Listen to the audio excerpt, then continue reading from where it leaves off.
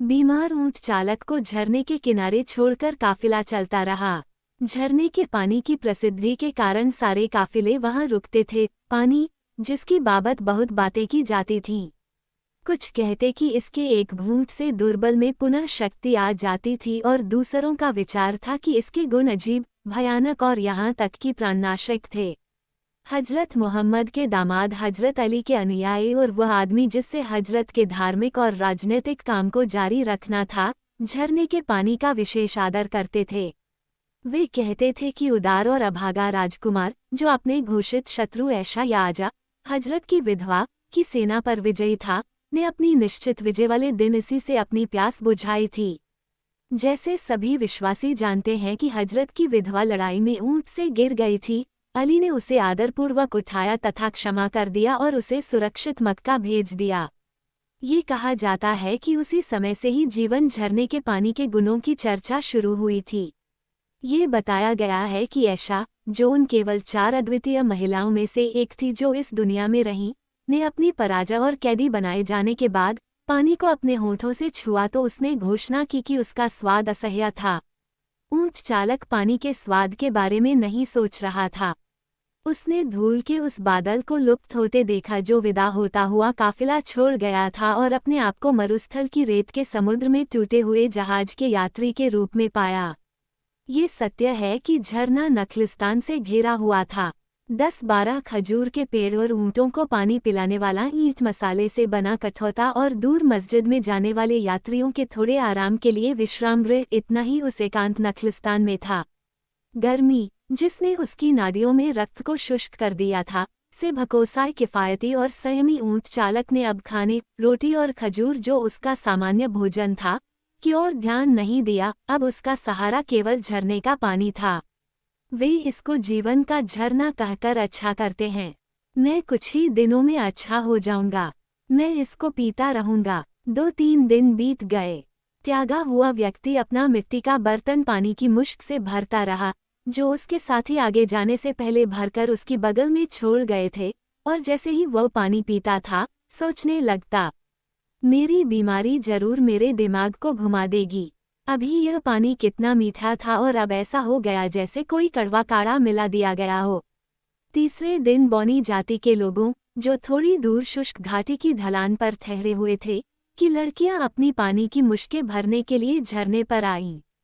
बीमार आदमी ने अपनी मुश्क भरने के लिए याचना की क्योंकि वह स्वयं इतना दुर्बल हो गया था कि मुश्क को झरने में डुबो नहीं सकता था।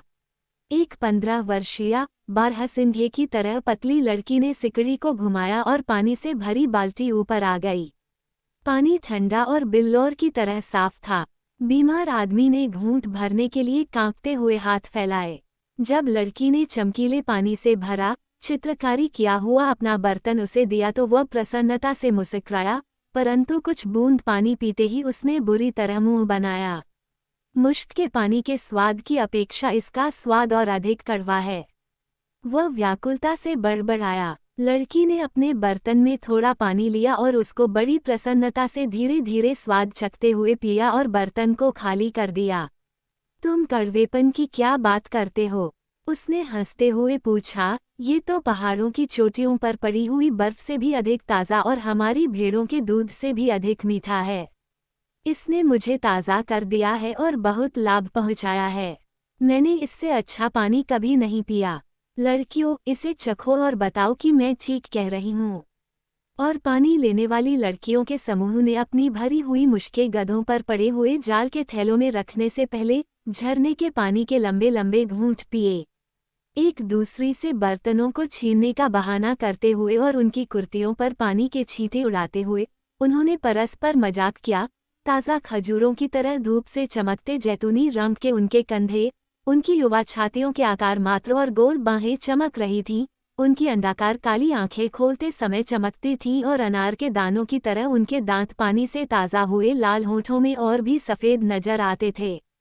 फिर वे मुश्कों के बीच जमकर गधों पर सवार हो गईं और जीवन एवं यौवन के आनंद के साथ वापस अपने पड़ाव के लिए चल दीं। ऊंट चालक एक बार फिर अकेला रह गया। जैसे उसने पहले लुप्त होते हुए काफिले के धूल के बादल को देखा था, अब उसी तरह उसने गधों के खुरों से उठती रेतीली धूल के बादल को देखा। मुश्कों के साथ घर जल्दी पहुंचने के लिए हंसते हंसाते सवारों को दूर तक जाते देखा। किसी सड़क पर नहीं, क्योंकि मरुस्थल स्वयं ही एक विशाल सड़क है, रेतीली समतल भूमि है। ज्वर ने उसको नष्ट कर दिया था। निराशा में उसने पुनः पानी पिया। पानी का स्वाद पहले से भी अधिक कड़वा था। दिन गुजरते गए। बीमार आदमी ने उनके बीतने को माला के मनकों पर गिना। माला, जो हर धार्मिक मुसलमान अपनी कमर से बांधता है, वो इसी तरह उनको गिन सकता था, क्योंकि सभी दिन एक जैसे होते हैं। प्रतिदिन सूर्य की किरणें पीतल के आकाश को चूर चूर करती थीं। प्रत्येक चौंधियाने वाली दोपहर वैसे थी जैसी पहले बीती थी। बहुत बड़े नीले निर्दयी आकाश से रोशनी की भड़कीली धन संपन्नता। हर सायंकाल भुनी रेत से वही प्रतिबिंबित गर्म सांस आती थी, जब सूर्य दूर क्षितिज में अस्त होता और जंगली जानवर अपनी मोदों और गुफाओं से रेतीले समतल मरुस्थल में निकलते थे। हर रात पूरबी सितारों की दमक से जड़े आकाश का वही देदीप्यमान सामान्य स्थान। कभी भी ठंडी हवा का झोंका पृथ्वी से नहीं उठा अथवा आकाश से नहीं उतरा। गहरे नीले रंग के अस्तर के साथ तांबे का चंदवासा नजर आ रहा था। सितारे निर्दयता से झांक रहे थे, मानो वे किसी सम्राट की उदास आंखें हों जो अपनी प्रजा के दुखों के प्रति लापरवाह हो। अपनी प्यास, जिसने उसे नष्ट कर दिया था, को रोकने में अक्षम बीमार आदमी ने पानी पिया।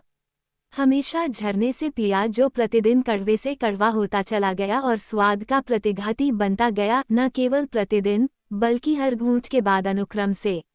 ऐसा लगता था कि दुरात्माएं मानव जाति को यातना देने के लिए कठोरता के थैले, मुट्ठी भर नमक और हर अत्यंत कड़वी औषधि झरने में डाल रही हो, जो स्वाद को अप्रिय बनाते थे। एक ऐसा क्षण आया जब ऊंट चालक की शक्ति ने जवाब दे दिया। जब वो पानी को देखकर कांप जाता था और झरने की बगल में लेटे हुए उसने मृत्यु की प्रतीक्षा करने का निश्चय कर लिया, जिसके लिए सहनशीलता और समर्पण त्यागे नहीं जा सकते। वो अपने दुखों से मुक्त होने के लिए चिंतित भी था। एक गंभीर आवाज सुनकर उसकी आंखें खुल गईं। उसके सामने एक भद्र आदमी, चांदी सी सफेद दाढ़ी के साथ, पैबंद लगे कपड़े पहने, जो निर्धनता के प्रतीक थे, खड़ा था। वह चरवाहे की छड़ी पर झुका हुआ था और उसके कंधों पर थैला था, जिससे प्रतीत होता था कि वह भिक्षुक था। धूप से भूरा हुआ उसका चेहरा कुलीन आकृति से अलग पहचाना जा सकता था, और बीमार आदमी पर जमी उसकी आंखों में दया नहीं, बल्कि निर्मल गहरी चिंता दिख रही थी। मनस्थिति जो पवित्र पुस्तकों को जानती थी और समस्त जीवन के दिल में प्रवेश करने योग्य थी। भद्र अजनबी अपने दाएं हाथ में प्याला थामे हुए था, मानो उससे पीना चाहता हो। मत पियो महाराज, ऊंट चालक ने कहा, ये चिरायते की भांति कड़वा है, ये तुम्हें नुकसान देगा। मैं इसे और नहीं पी सकता। उसको अनसुना करते हुए अजनबी ने पी लिया, परंतु किसी प्रकार की घृणा अथवा खुशी प्रकट नहीं की। यह पानी, उसने मुंह पर हाथ का पिछला भाग, जो तपते सूर्य से भून गया था, फेरते हुए कहा, न कड़वा है और न ही मीठा। इसका कड़ूपन या मिठास इसको पीने वाले के स्वाद पर निर्भर होती है।